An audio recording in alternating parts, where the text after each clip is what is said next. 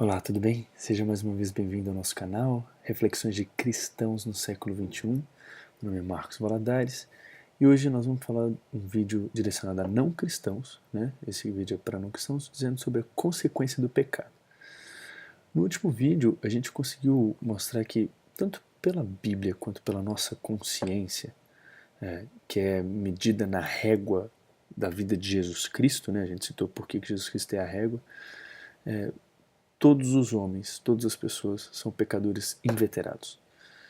Não é que a gente é sutilmente pecador ou modestamente pecador. Nós, na verdade, somos escravos do pecado e a gente não sabe fazer nada além de pecar. Né? É o que a gente consegue tirar da conclusão do último vídeo que a gente falou.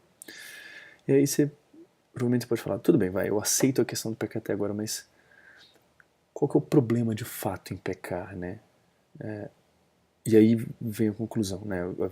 Vem a afirmação. Então, pensa comigo aqui, assim, Deus, por definição, ele é tudo que tem de bom. E quando eu falo assim, tudo que tem de bom, eu realmente estou falando tudo. Por exemplo, ele é bom, perfeito, justo, poderoso, amoroso, gentil, paciente, longânimo. Enfim, todas essas definições que nós valorizamos, que são boas, Deus, ele é.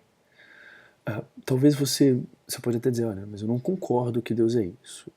Nesse momento agora, mesmo que você não concorde, você pode pensar que o cristão, com base na Bíblia, ele chega nessa conclusão, né? A Bíblia aponta essa conclusão para Deus. Você pode até não concordar, mas dá para definir que o cristão entende Deus dessa forma, como esse ser que é, por definição, tudo de bom.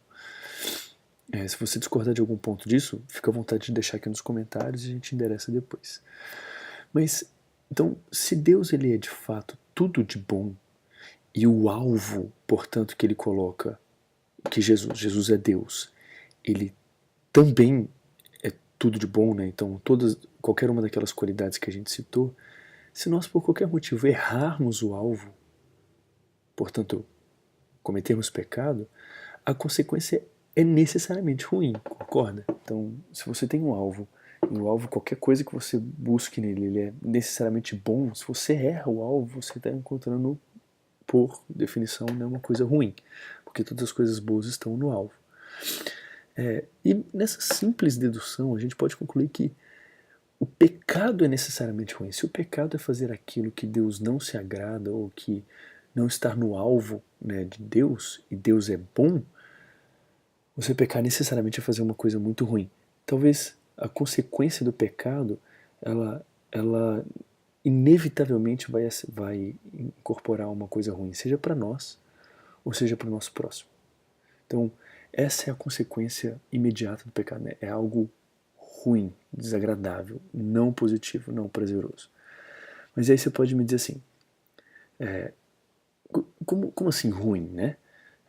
Se o que você falou a respeito, se o que eu estava comentando a respeito do pecado é verdadeiro, né? Ou seja, todos somos pecadores inveterados, fazemos tudo isso, o mundo devia estar mergulhado numa miséria completa.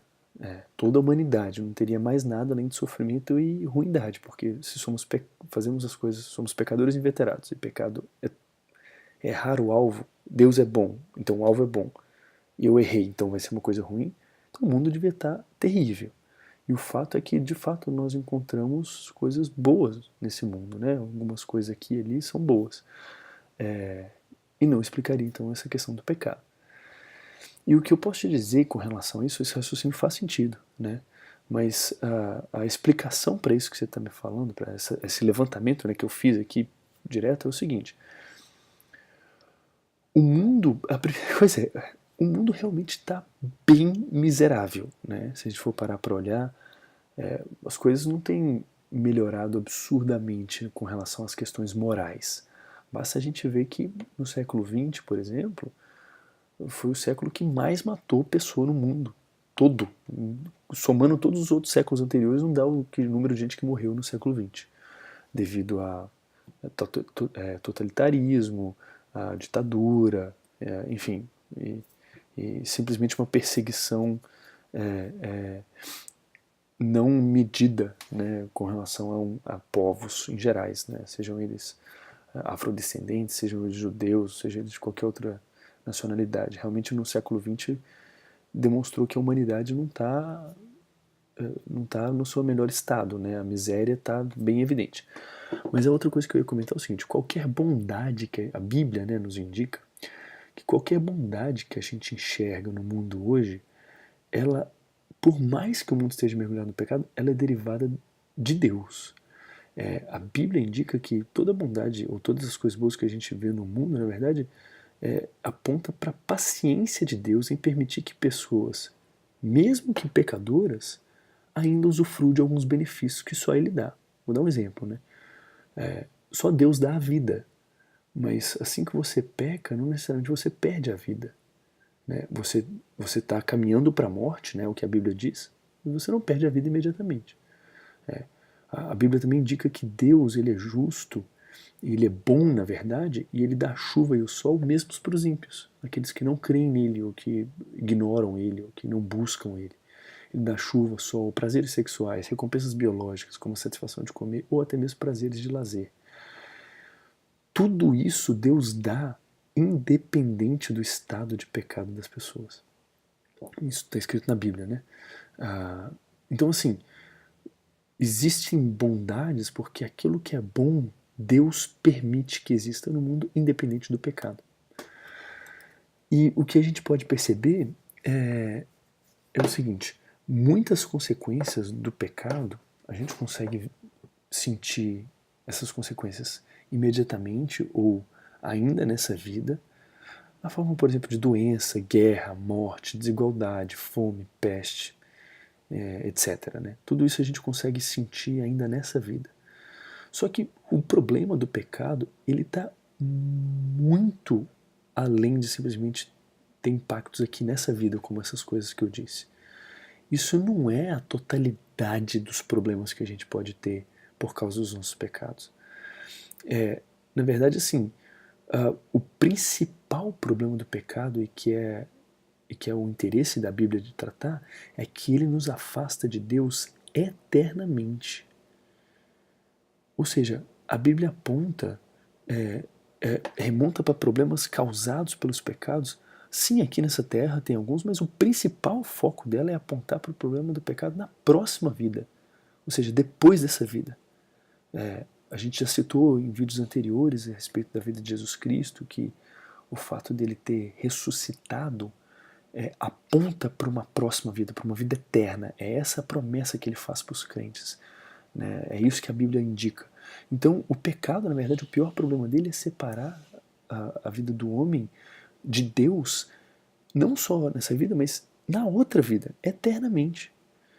Então, a gente está falando que essa principal consequência, ela estraga nesse mundo, mas também estraga na próxima vida. Então, assim, um cristão que está de fato embasado na Bíblia, ele crê nisso. Esse é o principal problema do pecado. O que o cristão crê é que essa vida ela é breve e momentânea. A gente vive isso aqui breve e momentaneamente por cerca de 80 ou 90 anos, mais ou menos. Né? Na verdade, no máximo chega nisso. Algumas pessoas estouram, mas são bem a exceção. E depois disso começa-se uma vida eterna. Ou seja, nunca acabou. Ou seja, a gente está falando de 80, 90 anos aqui e depois uma vida eterna que nunca acaba. Então, para o cristão, ele percebe o tanto que isso aqui é pouco perto do que vai acontecer depois.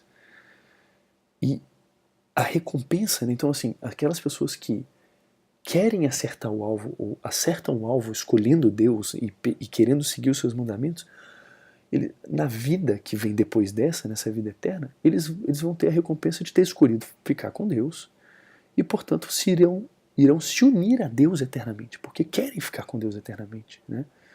Agora, a consequência para aqueles que preferem escolher o pecado, né, ou não cumprir os mandamentos de Deus, ou errar o alvo constantemente, a consequência dessa vida eterna é que eles vão passar a vida eternamente longe de Deus, porque afinal de contas não querem Deus, não querem escolher Deus, ou negam a Deus nas suas atitudes, querendo realmente escolher coisas que são contrárias a Deus. Então, a consequência disso é passar uma vida eterna longe de Deus. Essa separação eterna de Deus, ela é conhecida como inferno, ela é o local que personifica, ou personifica não, né, que simboliza esse um local real que simboliza essa separação eterna com Deus. E aquele que aceita os mandamentos de Deus, e portanto aceita o próprio Deus, né, vai viver eternamente com ele. E o local separado, né, a junção eterna de Deus é conhecido como céu, é o local onde nós vamos estar eternamente com Deus.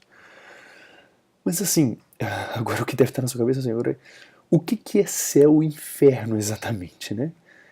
E para a gente falar a respeito disso, assista o próximo vídeo.